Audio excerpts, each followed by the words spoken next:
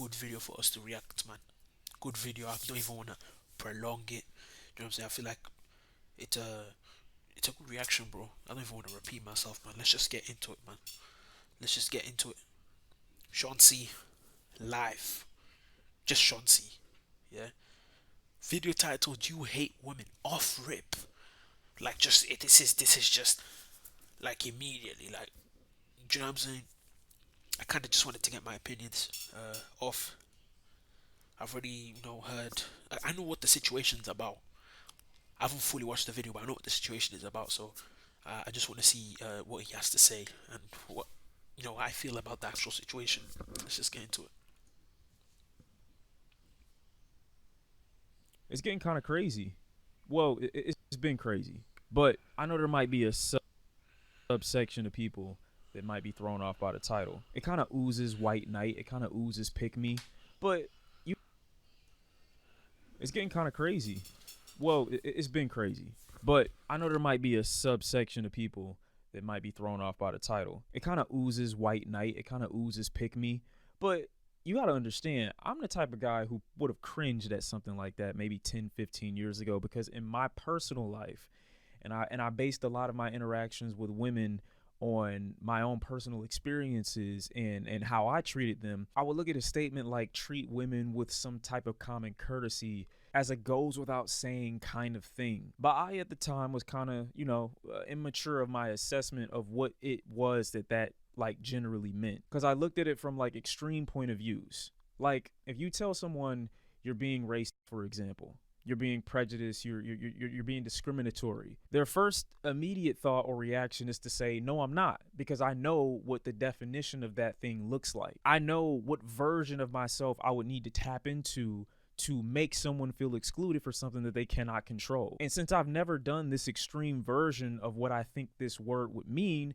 I'm in the clear. I haven't done anything wrong. And the same thing can be said when you ask men how they treat women. I'm not beating them and I'm not assaulting them sexually, so I'm in the clear. My opinions about them wouldn't make me more predisposed to this description. How I treat them in relationships or casually with friendships doesn't matter. As long as I'm not doing these two things that are on this checklist, I'm in the clear. And that seems to be the base level standard for how a lot of the general public seems to perceive some of these male celebrities. See, I've been following the Diddy trial, for example. And one of the beautiful things about this trial, despite how bad it all is the fact that I haven't seen nearly as many opinions being made public about this. And I think the primary reason for that is because it's nowhere near as visible as earlier trials that we might have seen and people were able to give their first initial thoughts and reactions to. And I think there's a correlation between the mandatory amount of reading that you need to do to actually have an informed opinion about this case and the lack of opinions that I've seen on the internet about it. You have to read to get to this step, and I'm seeing a lot of people that don't like to read not having opinions, and I think that's beautiful. But one of the things I think that's beautiful as well. To be fair, if you don't know about a certain topic, I understand. It's kind of human nature. That, like, even if you don't know a lot about a certain topic, you tend to just have certain opinions about it, even if you don't just say it out loud. Um, but I agree with that point. That's actually a very good point there. that I was able to find out months before this even started was Kid Cudi actually had his vehicle almost blown up, and he testified to that in court today. Obviously, I'm not happy that Kid Cudi had to go through that experience. I'm not happy that he was harassed and threatened in his dating experience with Cassie. Obviously not from her, but in dealing with her, having to endure Diddy's constant taunting and reactions on the side. What I am happy about is that there is a man to validate the violence. There is a male experience in this conversation, in this case, that helps validate or add validity to the claim that Diddy is a menace. When it comes to cases that involve women specifically, I think there's so many things, too many in fact, that are left up to speculation. It's the reason why people pretended that Chris Brown saying free Tory Lanez was the reason why he was jailed in another country and not because he's just a violent person. Because I don't look at the Rihanna situation and then be like, oh yeah, he's violent because of that. I can look at situations that he's had with other men. Chris Brown's been violent towards his former manager Mike G, been violent in an altercation with Drake, been violent against Frank Ocean, but for whatever reason, when he shows support for someone that has been violent towards another woman and he has to face the consequences for his actions in another country, the people who don't believe that men who have been historically violent in general and for whatever reason this time aren't guilty of violence towards a woman now believe that a label must be the reason why someone's being held accountable. There's no Sorry, Day. I paused kind of early because I was trying to, you know, get the right time to pause because I didn't just want to pause on him, finishing his point. But again, I agree with that. You know what I'm saying? You don't have to, I don't know, have a history of violence against women for you to be violent. You know what I'm saying? That is, I mean, it should be, you know, common knowledge. It should be common sense. Like, okay, if a person's violent towards anyone and they have a constant history of being violent, then they probably are violent just in general. Um, Now, is there a slight difference between being violent with men and being violent with women? Maybe I could see that. It doesn't change the fact that you are still violent. But that point, I agree with as well, 100%.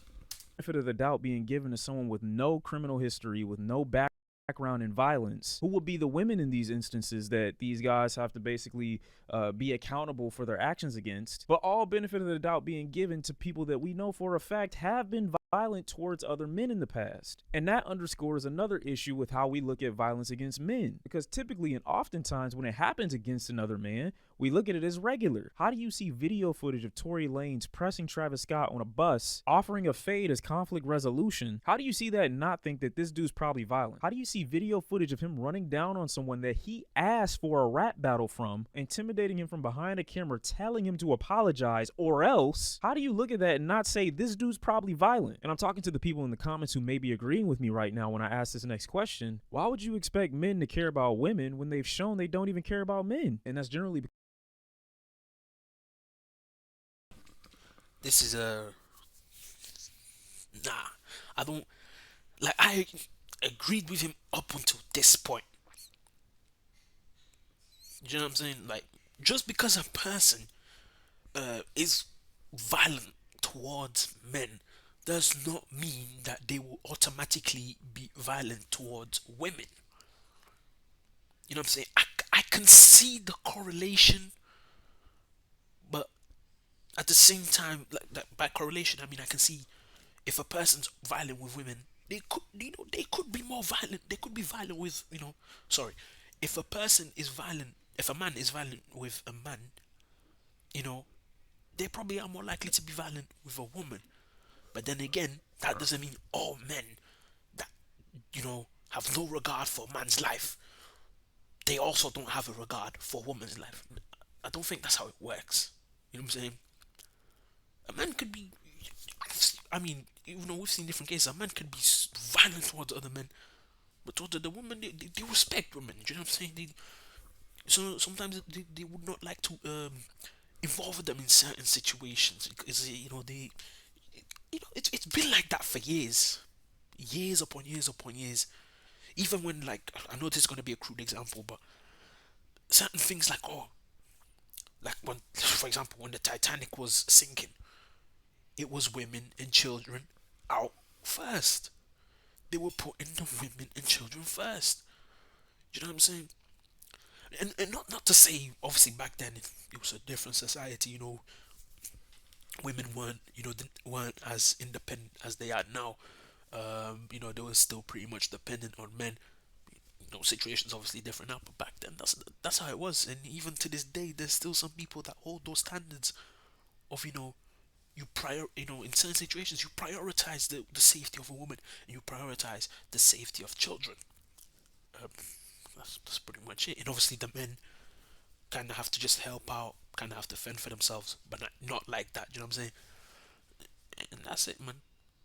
Just because a man is more violent towards a man does not mean that that same violence is going to translate to a woman. I don't believe that. because male victims don't offer the same threat against misogyny that women victims do. They see a male as victim to something and they look at it as a regular occurrence of crime. They don't look at it as a threat against the foundations or the fabrics of what make me as a person. The consensus from a lot of that side, and you know what side I'm talking about, anybody who grew up with a sibling, you probably have had this experience where you might have been playing with something that belonged to your sibling and they didn't care about it when they weren't using it, but when they saw you using it, they made an issue out of it, and your response probably was something like, why are you upset? You're not even using it anyway. I see a lot of that happening when it comes to the men in these situations that don't tend to believe the victims in these cases. They retort with how hard it is on one side as a response to someone bringing up a valid criticism or a complaint about someone that falls within their demographic. Where many male content creators who claim to be impartial have generally leaned towards DDG's side, despite the fact that he openly showed deception by pretending as if he found out he had a restraining order against him on Aiden Ross's live stream, completely ignoring the fact that you wouldn't find out on social media if you had a restraining order against you. You would have already been served before social media ever found out. Pretending Again, it could be a thing where, I don't know, and this is pushing it as well. But we don't know the circumstances. So at this point, not only am I assuming, Sean C is also assuming. Well, in this case, when it's actual, I've been told about it. I've been informed by watching videos about this situation that a what's it called? Damn, I forgot what it's called. But like when someone puts like a damn, I forgot what it's called, man. Hold on, I forgot the name. My fault. completely ignoring the fact that you wouldn't find out on social media if you had a restraining order against you. Restraining order. Here we go. So yeah, from what I have heard, from what I've been informed with, a restraining order is you know, like a proper restraining order. It's kind of tough to set up. You have to go to, to trial. You have to state your reasons. You have to have proof of certain things, and then you can have a proper restraining order set up. But a temporary restraining order, apparently, it's much easier, and this is because, the like the government or the government. Let's just say the government kind of just lets them get a restraining order, a temporary restraining order, just in case to prevent something bad actually happening to someone. So instead of being there like, oh, I want a restraining order, and they're like, why would you want this? We need proof. We need this. We need that. During all of that time, something bad could happen to you. So you, instead of that happening, you can get a temporary restraining order, which would probably then allow you to go to trial to state why you need a restraining order without running the risk of whoever you got a restraining order on doing anything to you. That's the case of a restraining. That's why temporary restraining orders exist. Now, from what I have heard, DDG has a temporary restraining order put on him. Now, the reason why he could find out online via TMZ, I mean, simply put, it could be Halle Bailey could have just sent it to them, and they put it out, and that's how he finds out. It's just a guess. I don't know. This could, for all I know, DG could be faking his reaction, but this could also be another way that he could find out because the person who put out the restraining order also sent it to some kind of social media account, and the social media account posts it, and that's how DDG finds out he has a restraining order. It's definitely not an actual restraining order, because if it was, DDG most likely, like Sean C has said, would have been informed, personally. So yeah. You would have already been served before social media ever found out. Pretending like TMZ got knowledge that you had a restraining order against you before you is the funniest shit in the world, and the internet ate it up, eager to vouch for someone they don't even know. And even if there was someone that wanted to retort, oh my god, that's not true in every case, it is. You really think that it would make sense for law enforcement to allow a restraining order, which is a lot of the time hard to get in the first place, but enforce an order like that and then not notify the person that it's against, so that in the event that they did go and have contact with the person, they wouldn't have had a chance to know beforehand? Are you crazy? Again, like I stated, there are such things as temporary restraining orders. So that pretty much has been, whatever Sean C just said has pretty much been debunked. Despite how in all these cases everyone involved has made public violent threats against others, the consensus of many is that as long as I am married to the idea that you are innocent, you validate my inaction. You give me a reason to not do anything. You give me a reason to not change. Believing that Chris Brown and Tory Lanez and Diddy and every single other guy who has an allegation presented against them is exonerated in your mind before you've even seen anything, despite the fact that you have public example of them being violent towards men in the past, gives you reason to change nothing, gives you reason to alter no part of your life. Because it's not about me not caring about women. It's not about that. I also don't care about men. I don't care about anything. I just don't want to be bothered. I don't want to be forced to have to change what I'm comfortable with. I don't want to grow out of what's historically been serving me. If there is a path to creating a space for people to receive genuine justice and to be protected in the future against people that happen to fall within my demographic, I'm not trying to hear it if it requires or demands me start tearing away at some of the foundations that serve me. And that goes for women too. There are plenty of women, generally traditional, that despite its objectification, misogyny creates a shelter for them. To give any credit to the fact that men have historically and are currently the most violent creatures on the planet directly conflicts with the safe space you've created in your mind that demands absolutely nothing from you. It makes me think that the Free Chris Brown and the Save DDG and the Free Tory Lanez and the Diddy did nothing wrong, she's a grown woman type slogans would still exist even if there were video evidence, which in some of these cases there actually is. It wouldn't even matter because it's not about Diddy. You don't care if Tory's free. You don't care if DDG's okay and him and his family and his son get reunited. You don't care if Chris Brown comes back to the States. You don't care about Lil Wayne. You don't care about none of these people. What you're really saying is free you. This isn't about them. This is about you. Freeing them frees you.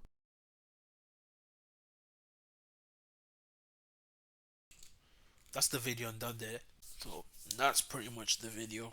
Uh, in terms of the Diddy thing, the Tory Lanez thing, and like their situations, their criminal situations, Tory Lanez, I'm pretty sure there actually isn't any conclusive evidence. I've already talked about this in the previous video, so I'm not gonna get into it.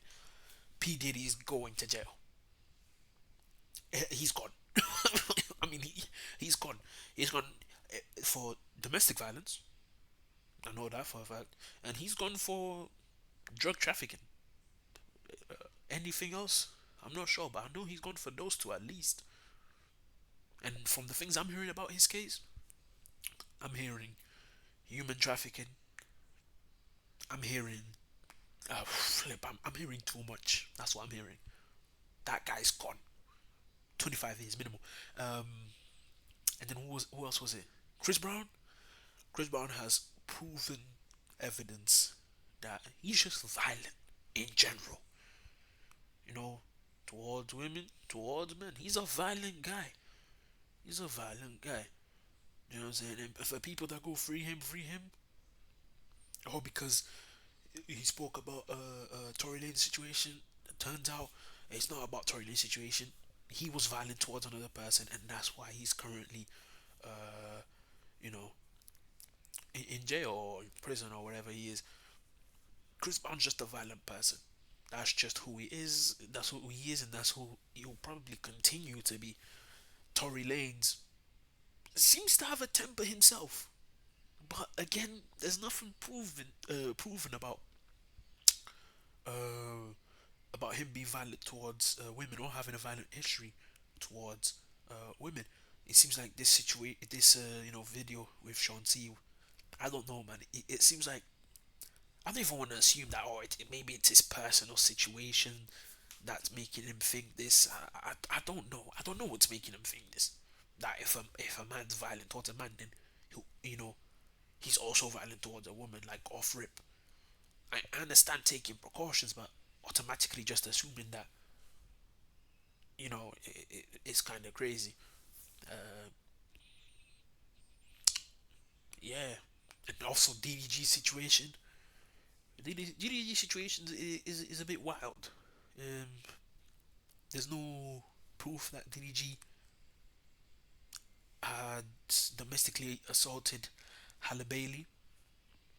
Uh, Obviously, there's no proof that DDG faked his reaction because temporary restraining orders are pretty easy to get, from what I have heard.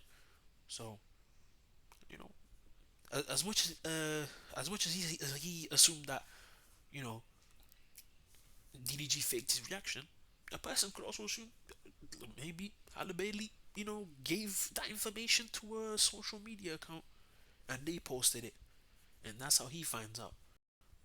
This whole DDG situation has been a bit of a mess. So, if someone were to tell me that, I wouldn't be surprised. And I can't lie, I've seen some videos from Halle Berry, Haley Bailey or Halle Bailey. Listen, at this point, from Halle Bailey talking about how toxic she can be in a relationship. You know what I'm saying? I'm not gonna say she's so toxic that she would do such a thing, but at this point, anything is possible. Maybe DDG was faking his reaction. Maybe Halle Bailey did send that information out to a social account. Listen, there's a lot of things happening, a lot of distractions. But in total, I think this is a bit of a reach from Sean C.